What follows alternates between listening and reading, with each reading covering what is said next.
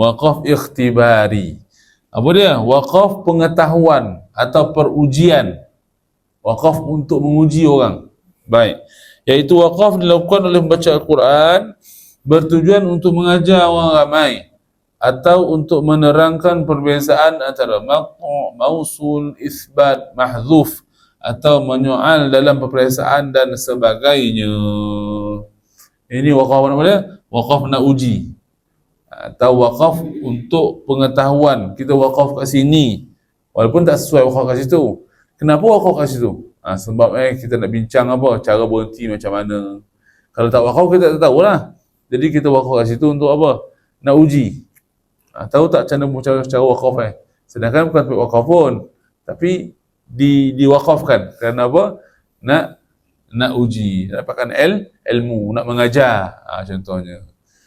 Contoh yang apa? Inna a'tadna lil kafirina salasila wa aghlalan wa sa'ira. Surah apa tu? Insan, surah Insan. Jadi salasila tu si wakafnya tak ada sesuai, samalah terus lebih baik. Tapi dibincangkan kalau wakaf kat situ macam mana. Macam tu. Sebab apa? Di situ ada dua wajah bacaan. Boleh baca dengan salasil, boleh baca dengan salasila.